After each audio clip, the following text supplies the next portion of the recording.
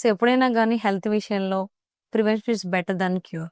So, మరి మన చిరంజీవి హాస్పిటల్స్‌లో ఆ మెథడ్ బాగా యూజ్ చేస్తున్నారని కూడా టాక్ ఉంది ఇప్పుడు. సో, మరి ముఖ్యంగా బ్రెయిన్ స్ట్రోక్‌కి సంబంధించి మనం ఆ ప్రివెన్షన్ చేయడానికి ఏ కైండ్ ఆఫ్ మెథడ్స్ వాడుతున్నాము? యాహ్! ఈ స్ట్రోక్ ప్రివెంటివ్ సర్జరీ అనేది కొత్తగా డెవలప్ అవుతున్న ఒక ఆస్పెక్ట్ అమ్మా. సో, దీనిలో ఏంటంటే మనము యాక్చువల్‌గా ఇదివరకు స్ట్రోక్ వచ్చేసి అంతా వాళ్ళకి పాపం పారాలిసిస్ అయిపోయి ఏం చేయలేని స్థితి వరకు ఆగాల్సొచ్చేది. అప్పుడు మనం ఏం చేయడానికి కూడా ఎక్కువ ఉండేది కాదు.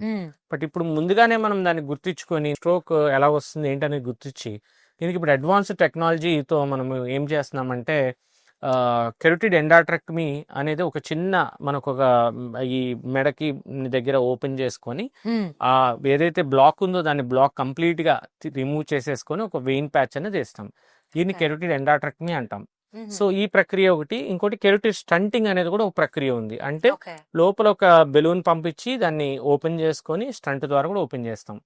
One of the famous actor మన రజనీకాంత్ గారికి కూడా ఈ మధ్యన స్ట్రోక్ వచ్చినప్పుడు ఈ ప్రక్రియ ద్వారానే చేసుకొని ఆయన మంచిగా రికవర్ అవ్వటము, ఇప్పుడు స్ట్రోక్ లేకుండా యాక్టివ్‌గా తిరగడం అనేది జరుగుతుంది. అవును. సో, కంపల్సరీగా ఈ ప్రాబ్లమ్స్ ఉన్నోళ్ళు ముందుగానే మన దగ్గరికి వచ్చినట్టయితే ఈ మ్యాసివ్ స్ట్రోక్ అనేది రాకుండా కూడా మనం కాపాడతాం. Recurrent stroke and massive stroke కూడా రాకుండా, మరియు స్ట్రోక్ రానోళ్ళైతే స్ట్రోక్ ప్రివెంటివ్ సర్జరీ అని కూడా అంటాం దీన్ని.